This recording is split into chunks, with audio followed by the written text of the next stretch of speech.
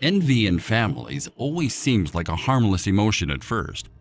After all, what harm could little sibling rivalry create? But that is till the moment when it suddenly starts to steal the bond of love, freezes the laughter, and stops the genuine smiles that once warmed the hearts of everyone. This is why we cannot afford to act like envy doesn't exist when its symptoms are spotted in the life of any member of our family, because eventually, its claws will dig deep into the fabric of closely knitted families, till all that can be seen is bitterness, hatred, and even blood-red murder. Envy was the unfortunate evil that almost destroyed Jacob's family. Theirs was a large family with a good bond, and even though the sons came from different mothers, there was still peace till Jacob, their father, started to express his love to Joseph in particular. This was probably what triggered the spirit of envy in the minds of the 10 elder brothers of Joseph. His open display of affection for Joseph and Benjamin without minding how his older children felt was definitely a parental flaw that almost destroyed their family and God's purpose for them. That is why as parents, we are meant to love our children equally, but differently, so that the devil doesn't creep in through that negligence to elevate envy in the heart of some children. Envy and hatred are volatile emotions that can spring up in the minds of the neglected ones. Joseph was simply an innocent young man who basked in his father's love and spoke about the dreams God had put in his heart, but his brothers went too far with their actions. They plotted till envy suggested kidnap and murder. This is exactly how envy works. The story is captured in Genesis chapter 37, verses 3 to 32. Now Israel, Jacob, loved Joseph more than all his children, because he was the son of his old age, and he made him a distinctive multicolored tunic. His brothers saw that their father loved Joseph more than all of his brothers, so they hated him and could not find it within themselves to speak to him on friendly terms. Now Joseph dreamed a dream, and he told it to his brothers, and they hated him even more. He said to them, "Please, listen to the details of this dream which I have dreamed. We brothers were binding sheaves of grain stalks in the field, and lo, my sheaf suddenly got up and stood upright and remained standing. And behold, your sheaves stood all around my sheaf and bowed down in respect." His brothers said to him, "Are you actually going to reign over us? Are you really going to rule and govern us as your subjects?" So they hated him even more for telling them about his dreams and for his arrogant words. But Joseph dreamed still another dream and told it to his brothers as well. He said, "See here, I have again dreamed a dream, and lo, this time I saw 11 stars, and the sun and the moon bowed down in respect to me." He told it to his father as well as to his brothers, but his father rebuked him and said to him in disbelief, "What is the meaning of this dream that you have dreamed? Shall I and your mother and your brothers actually come to bow down to the ground in respect before you?" Joseph's brothers were envious and jealous of him, but his father kept the words of Joseph in mind, wondering about their meaning. Then his brothers went to pasture their father's flock near Shechem. Israel, Jacob said to Joseph, "Are not your brothers pasturing the flock at Shechem? Come, and I will send you to them." And he said, "Here I am, ready to obey you." Then Jacob said to him, "Please go and see whether everything is all right with your brothers and all right with the flock. Then bring word back to me." So he sent him from the Hebron valley, and he went to Shechem. Now a certain man found Joseph and saw that he was wandering around and had lost his way in the field. So the man asked him, "What are you looking for?" He said, "I am looking for my brothers. Please tell me where they are pasturing our flocks." Then the man said, "They were here, but they have moved on from this place. I heard them say, 'Let us go to Dothan.' So Joseph went after his brothers and found them at Dothan. And when they saw him from a distance, even before he came close to them, they plotted to kill him. They said to one another, 'Look, here comes this dreamer. Now then, come, and let us kill him and throw him into one of the pits, cisterns, or underground water storage. Then we will say to our father, a wild animal killed and devoured him, and we shall see what will become of his dreams.' Now Reuben, the eldest, heard this and rescued him from their hands and said, 'Let us not take his life.' Reuben said to them, 'Do not shed his blood, but instead throw him alive into the pit that is here in the wilderness, and do not lay a hand on him to kill him.' He said this so that he could rescue him from them and return him safely to his father. Now when Joseph reached his brothers, they stripped him of his tunic, the distinctive multicolored tunic which he was wearing. Then they took him and threw him into the pit. Now the pit was empty, there was no water in it. Then they sat down to eat their meal. When they looked up, they saw a caravan of Ishmaelites coming from Gilead, east of the Jordan, with their camels bearing ladanum resin for perfume, and balm and myrrh, going on their way to carry the cargo down to Egypt. Judah said to his brothers, 'What do we gain if we kill our brother and cover up his blood or murder? Come, let us instead sell him to these Ishmaelites and Midianites, and not lay our hands on him, because he is our brother and our flesh.' So his brothers listened to him and agreed. Then, as the Midianite and Ishmaelite traders were passing by, the brothers pulled Joseph up and lifted him out of the pit, and they sold him to the Ishmaelites for 20 shekels of silver. And so they took Joseph as a captive into Egypt. Now Reuben, unaware of what had happened, returned to the pit, and to his great alarm found that Joseph was not in the pit. So he tore his clothes in deep sorrow. He rejoined his brothers and said, 'The boy is not there. As for me, where shall I go to hide from my father?' Then they took Joseph's tunic, slaughtered a male goat, and dipped the tunic in the blood. And they brought the multicolored tunic to their father, saying, 'We have found this. Please examine it and decide whether or not it is your son's tunic.' In Joseph's case, the hatred that came from his brothers affected Jacob physically, emotionally, and psychologically.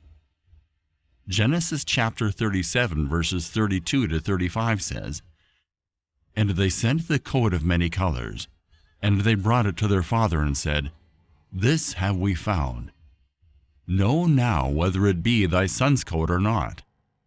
And he knew it, and said, 'It is my son's coat. An evil beast hath devoured him. Joseph is without doubt rent in pieces.' And Jacob rent his clothes and put sackcloth upon his loins and mourned for his son many days. And all his sons and all his daughters rose up to comfort him.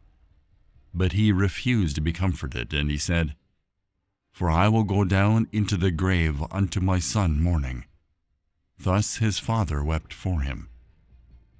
The end result of envy, even in the best of families, can be disastrous. Gossip, plots, schemes all come together to create a wildfire to affect close relatives and friends of those involved. The results could even go on from generation to generation if its root cause is not addressed. But thankfully, a day of reckoning, open wounds, candid discussions, forgiveness, and restoration came for Jacob's family in the land of Egypt. Joseph, who wasn't killed but sold as slave traders by his brothers, got into Egypt, and by a series of events, found himself in the palace with the solution to Pharaoh's troubled heart. It was around this time that Joseph had the opportunity to pay back and revenge the hurts of the past, when he came face to face with his brothers after so many years, especially because he had become the second most powerful man in Egypt next to Pharaoh, and his brothers came to his doorsteps to seek food for their family during a famine. Genesis chapter 42 verses 1 to 36 says, Now when Jacob saw that there was corn in Egypt, Jacob said unto his sons, Why do ye look one upon another? And he said, Behold, I have heard that there is corn in Egypt. Get you down thither, and buy for us from thence, that we may live and not die. And Joseph's 10 brethren went down to buy corn in Egypt. But Benjamin, Joseph's brother, Jacob sent not with his brethren, for he said, Lest peradventure mischief befall him. And the sons of Israel came to buy corn among those that came, for the famine was in the land of Canaan. And Joseph was the governor over the land, and he it was that sold to all the people of the land. And Joseph's brethren came, and bowed down themselves before him with their faces to the earth. And Joseph saw his brethren, and he knew them, but made himself strange unto them, and spake roughly unto them. And he said unto them, Whence come ye? And they said, From the land of Canaan to buy food. And Joseph knew his brethren, but they knew not him. And Joseph remembered the dreams which he dreamed of them, and said unto them, Ye are spies to see the nakedness of the land ye are come. And they said unto him, Nay, my lord, but to buy food are thy servants come. We are all one man's sons. We are true men. Thy servants are no spies. And he said unto them, Nay, but to see the nakedness of the land ye are come. And they said, Thy servants are 12 brethren, the sons of one man in the land of Canaan. And behold, the youngest is this day with our father, and one is not. And Joseph said unto them, That is it that I spake unto you, saying, Ye are spies. Hereby ye shall be proved. By the life of Pharaoh ye shall not go forth hence, except your youngest brother come hither. Send one of you, and let him fetch your brother, and ye shall be kept in prison, that your words may be proved, whether there be any truth in you, or else by the life of Pharaoh surely ye are spies. And he put them all together into ward 3 days. And Joseph said unto them the 3rd day, This do and live, for I fear God. If ye be true men, let one of your brethren be bound in the house of your prison.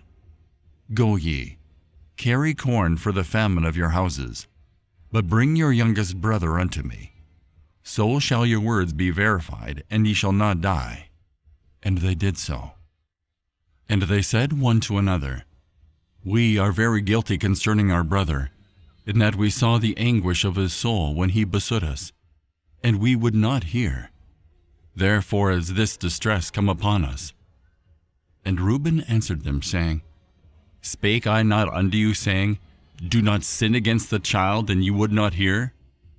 Therefore, behold, also his blood is required.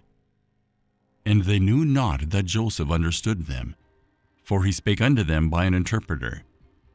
And he turned himself about from them, and wept, and returned to them again, and communed with them, and took from them Simeon, and bound him before their eyes. Then Joseph commanded to fill their sacks with corn, and to restore every man's money into his sack, and to give them provision for the way. And thus did he unto them. And they laded their asses with the corn, and departed thence.